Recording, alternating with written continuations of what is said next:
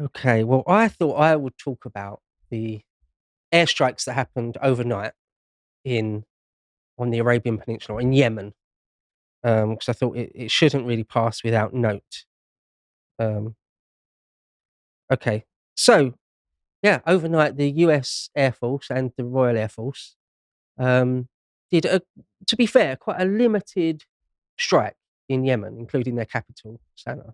My understanding was that it was very targeted, Yeah. which indicates that there was intelligence that there were actually Houthi rebels there, the people who'd been attacking the ships. In terms of what the USAF and the RAF are capable of, it was a small thing, really. It Yeah, was like sort of 30 or 40 minutes long, I think about 10 different targets. it's So, just a quite, light shelling, really. yeah. So, yeah, if you're on the receiving end of it, it's probably, Unpleasant to say the horrific. least. Leave you with horrific a bit yeah. of a headache. Yeah, But nonetheless, um, so yeah, I just wanted to talk about that because it's much bigger. The story really is much bigger than just that, than just some piracy in the Red Sea and some retaliation on that. It's sort of it is all about the Cold War between Iran and Saudi Arabia, or even bigger than that, between Western powers, Israel and the US, and Britain and Australia and countries like that, versus their enemies in the region, whether that be the Houthis, whether it be Iran, whether it be some people that arguably stand behind Iran. The People are worried it might scale upwards to BRICS. Right, yeah, even China and Russia. Mm.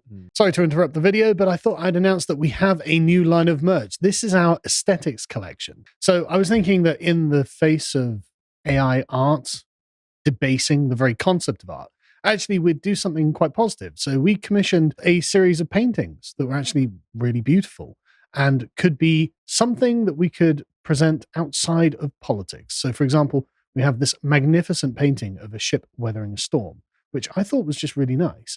And we have, of course, a glorious, sort of surrealist, giant white tiger drinking from a lake. But also, there are other things that are just kind of interesting, such as the chap lost in cyberspace, or something that I thought might, in time for Christmas, make a great present for your mum or something like that. A beautiful cat lounging on some clouds. Basically, we wanted to do some stuff that wasn't just political, so things that were just nice and beautiful and interesting, because that's also a part of the world we want to curate. So you can go over to shop.lotuses.com. Buying the merch is a really great way of supporting us and means that we can live past demonetization.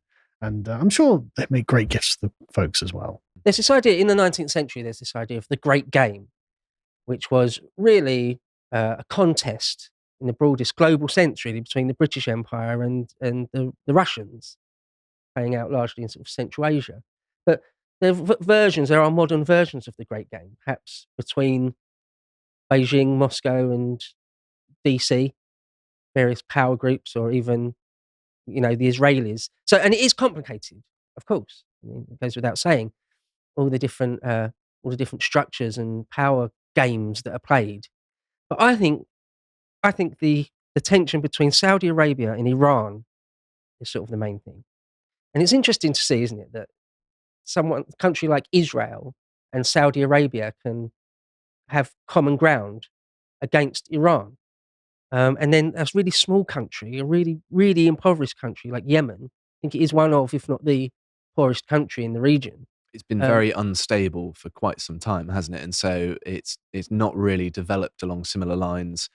Comparing it to Saudi Arabia now, with all of their oil wealth, well, mm. it's not even comparable. Oman and Yemen are by turns mountainous and deserty. Very, very, very little wealth there. But yeah, the Red Sea, where the Red Sea comes out in the sort of the Gulf of Aden, the Straits of Aden, there are sort of very strategically important. Um, I think so it's. I'm sorry no, to go cut ahead. you off. Yeah. I think it's 13% of all world shipping passes through there and then through the Suez Canal. Right. So that's not a small proportion at all. Yeah. And you would definitely feel that if it were disrupted permanently. Mm. Part of the worry is that traffic is dropping, and I believe around the mouth of the Suez at the moment, I've been going off of Philip Pilkington's coverage of this, it's dropping to similar levels when the Ever Given actually blocked it. And it's not because there's some kind of obstruction, it's because they are concerned that if the Iranians are flying drones over, the Iranian drones are cheaper than the anti-drone missiles that the naval forces stationed there by the US and UK can use to fire at it, and they're not going to catch them all. So the insurance companies are not licensing the ships, and so oil transports drop by about 30%, and so that's going to massively increase the prices of shipping goods in the future. You only need to follow the oil to follow the missiles, don't you? Well, the White House released a statement saying, to begin with, at least in part, today, at my direction, at Joe Biden's direction, US military forces, together with the United Kingdom and with support from Australia, Bahrain, Canada, and the Netherlands, successfully conducted strikes against a number of targets in Yemen used by Houthi rebels to endanger freedom of navigation in one of the world's most vital waterways. And it goes on and on. Yeah, so, John, can you put up the second link also It's that all I've right. got You there? just use the Oh, button. Well, okay, we'll show this now. So this came out it's a few weeks ago now. These are that helicopter and these guys are Houthi rebels, and they're sort of boarding and storming a big tanker. Maybe it's an oil tanker or something, but international shipping basically. And they're doing their best to LARP as special forces, aren't they? That's not exactly the best cover, is it? He was stood in front of the corner. With his gun pointing at his buddy's back. Yeah. They're not their best. They're only capturing unarmed people, to be fair. John, can you put up that second link that says it's got a map on it? Because the thing I wanted to make clear, that's it. The thing I wanted to make clear is that this sort of thing isn't just sort of a one-off. There seems to be a fair amount of it. Yeah, that. If I could be left on that, scroll down a bit. That. There we go. Yeah. So you can see that that's just in sort of November and December and January this year, that it's not sort of one or even two or half a dozen instances. It happens quite a lot. And, that region of the world also, a year or two back, there was a spate of sort of Somali incidents. Somali pirates became almost a trope, didn't it? But it just seems it is the case that waterway, the Gulf of Aden there, and going into the Red Sea, they're dangerous waters. And, the White House weren't wrong or lying or exaggerating when they said it's one of the most important, busiest waterways in the world.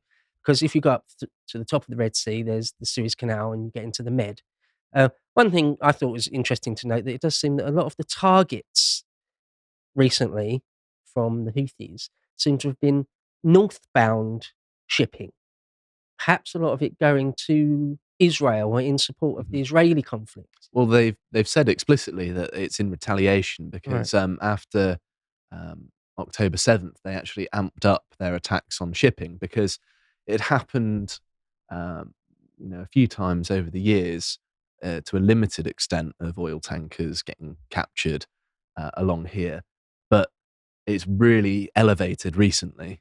They also have the Palestinian flag on their thing. And one of the arguments they've made is that if the Houthi rebels get recognized as the legitimate government of the Yemen, then they will have the seat at the UN instead and will be able to lobby on behalf of the Palestinians for some kind of ceasefire. So they're looking for legitimacy, and so that's why they're allying with the Palestinians. Right. And it's not just oil, it's all sort of shipping, commercial shipping, containers, all sorts of things, just to disrupt. Well, there's all sorts of reasons why they would do it.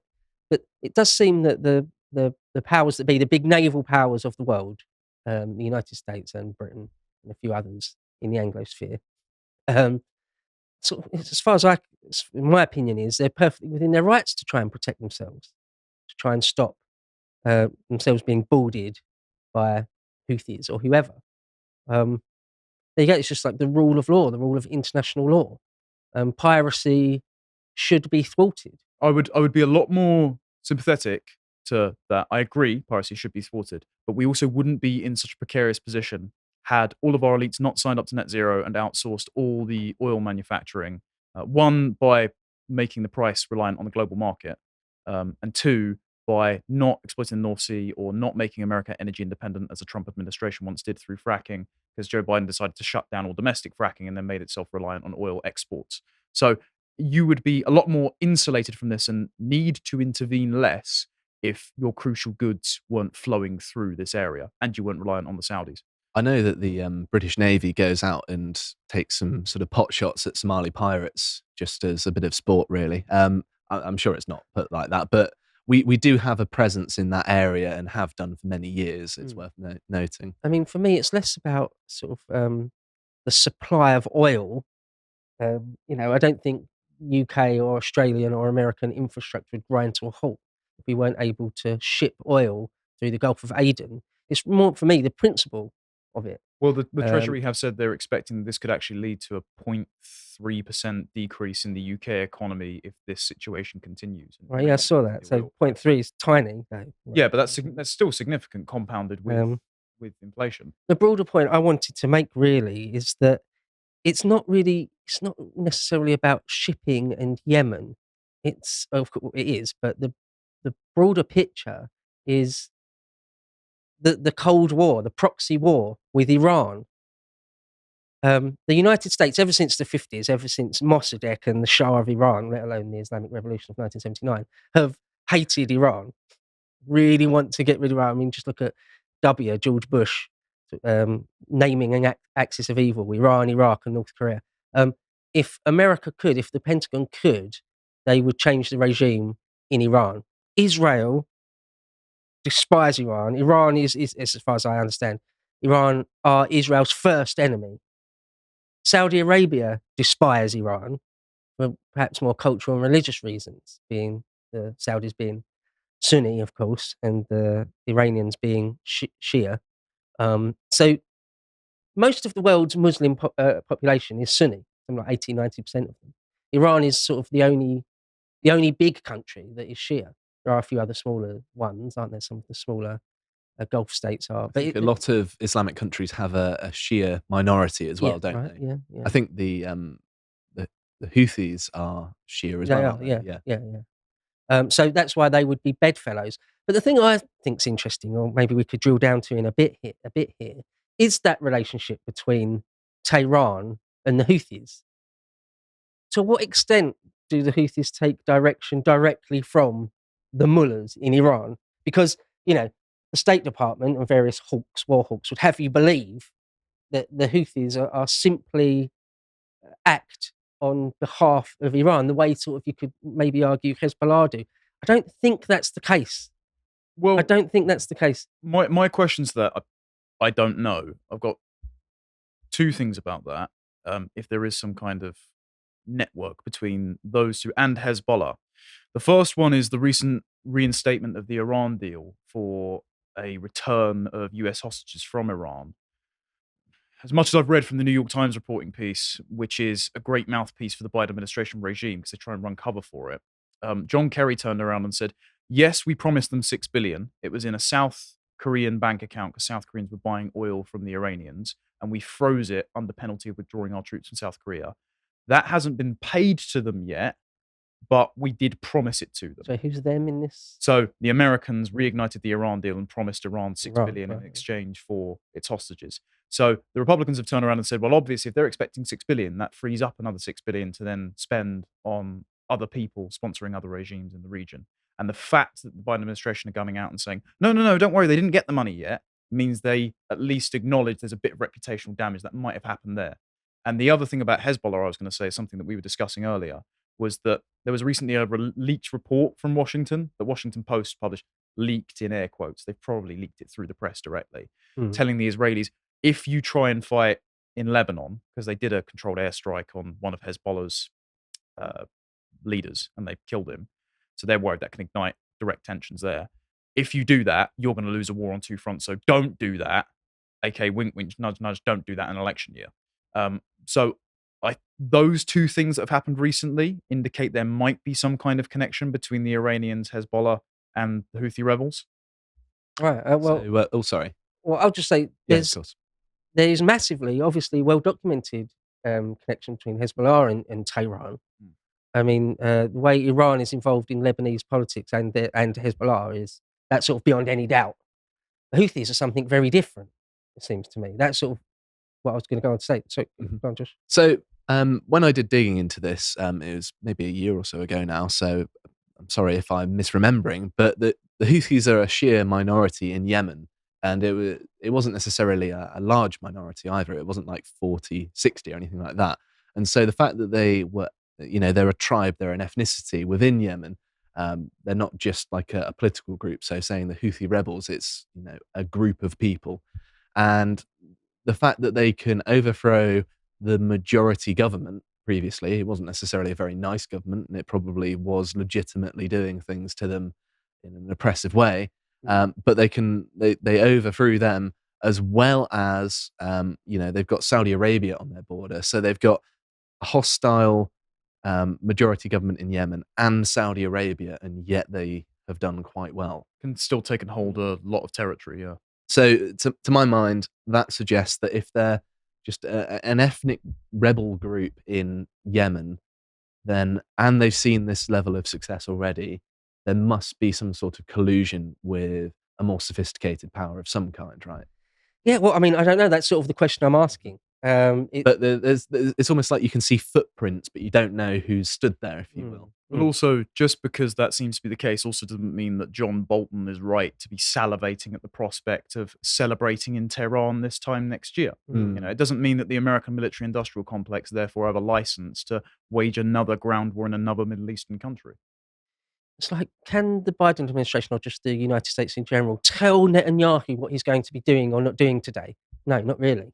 They have influence, they have power, but they don't just ring him up and say, strike this now, or don't strike this now.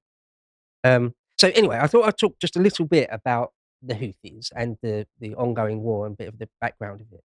And if there's anyone in the comments that knows this stuff inside out, I'd be happy to read it.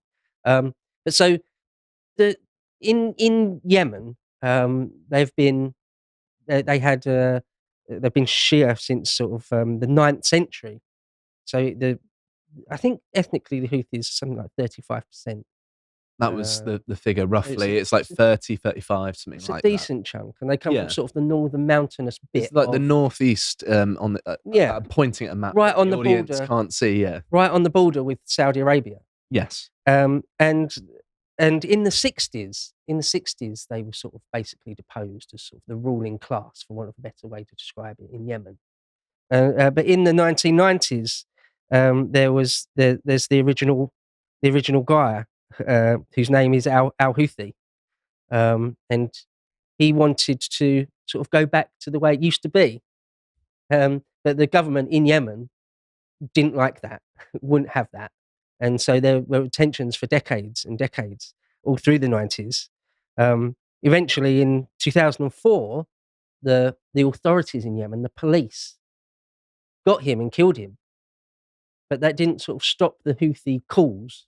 If anything, he was a martyr now. So if anything, it sort of, spurred things on. And as far as I understand it anyway, it's all been going on really since 2004.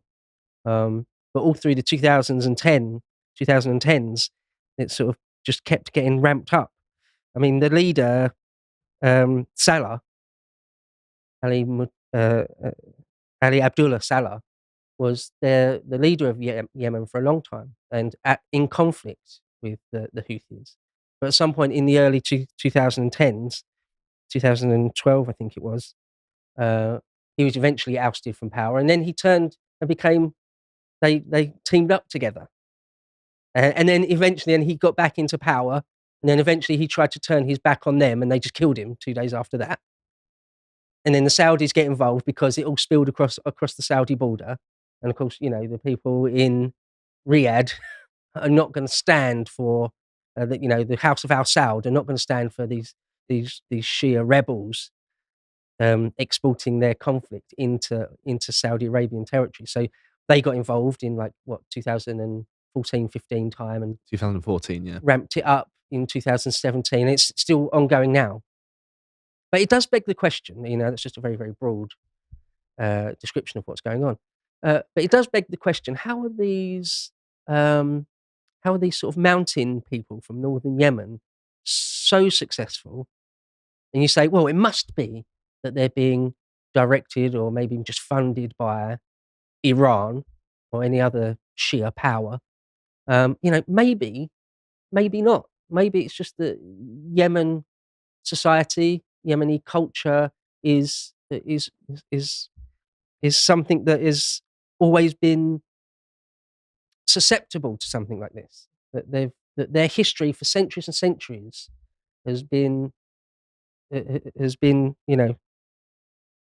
more Houthi based. Well, my eyebrow would be raised at, yes, they are boarding ships and doing Somali style piracy rather. But the recent spate of drone threats that have caused us to station the US and UK Navy there to shoot them down, the Houthi rebels aren't launching said drones, and they don't have the money for that.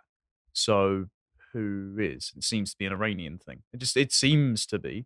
But the other question that might be broader is, what implications does this have for the BRICS alliance and that? Because clearly the Chinese and the Russians are courting the Iranians. The Saudis are in BRICS and they hate the Iranians, but the Saudis are also far less friendly to the West, considering the Biden administration keep annoying them. So what's going to play out in that little bit of a kerfuffle there? My kind of perspective is Iran's going to be involved in some way, but it's just a matter of how involved they are. They could be, giving them money on the sly, giving them weapons perhaps, or maybe they could be helping orchestrate stuff. I think it's a matter of determining the scale, because to my understanding, the Iranians wouldn't necessarily pass up an opportunity to expand their influence and perhaps put Saudi Arabia in a difficult position, because of course then they'll have enemies on two different sides, wouldn't they? They'd have Yemen to the south and Iran, although not necessarily sharing a direct border, to the north. One thing I want to make clear here is that my opinion, personal opinion alert, is that Iran are involved in it. I'm just questioning to what extent that is. If I had to put money on it, I would say that Iran are definitely helping the Houthis. I think on some level there's no doubt, but it's just to what extent are the Houthi rebels out and out puppets of the Iranians? So if you look at if you look at it from the Saudi perspective, the House of Al Saud, MBS, bin Salman, Mohammed bin Salman Al Saud, from his point of view, the Iranians are the enemy, the Yemenis, the Houthis are the enemy, America are his ally, and even on some level, the Israelis are his ally, to the extent that they both despise Iran. They also would like to see the Abraham Accords. So they're capable of having an enemy is my enemy, is my friend relationship. Right, yeah. Well, they were on the cusp of recognizing Israel as a state before the outbreak of war. It was in discussion at least. So that goes to show the extent of the absence of hostility, I suppose. They're able to be pragmatic. Yes. I just realised we're getting on for time a bit. So to sort of conclude, basically, the worst case scenario, or the worry, is that there's going to be some giant war, boots on the ground, vast airstrikes on Iran. At the end, the net result of all of this is whether it's the Israeli Air Force or the Israeli Air Force with the Saudi Air Force, or just the United States, the UN, NATO, Britain and Australia and Canada are involved in massive, massive airstrikes on Iran, or even invading Iraq style the whole of Iran and changing their regime. That's the worry. That's the worst case scenario. They've got a very large standing army, though, the Iranians, don't they? Yeah, but so did Saddam. It doesn't. That's count true. Yeah, fair enough. For quality, I can believe it. Yeah, right.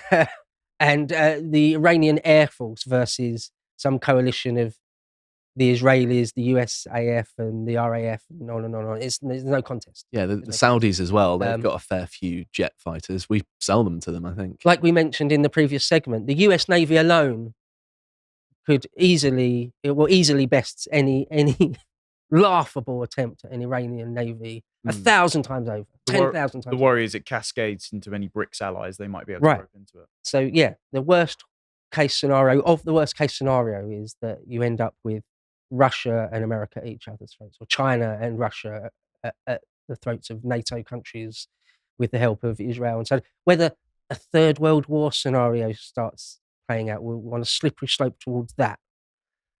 Personally, again, personal opinion, I don't think that's very likely, but it's a possibility at this point. The future's cloudy. No one knows the future. No one can know what's going to happen. But it does become an increasing worry, an increasing concern with this sort of thing. But I do think the idea of a World War III is imminent is not likely. But there you go. Everyone's got their different takes on these sorts of things. We've come much, much closer to a third world war in the second half of the 20th century than this. Much, much, much, much closer. But there you go. So people out there might think I'm being naive and short-sighted. I would like to read your comment. Yeah, I agree with you. If you appreciated that episode from the podcast of the Lotus Eaters, you can go to lotuseaters.com to get access to all the premium content that's on the site, such as the book club series, this one on when kids say they're trans. If you'd like to find out what else is being put out, you can follow on Twitter at lotuseaters_com on Twitter. Thank you and goodbye.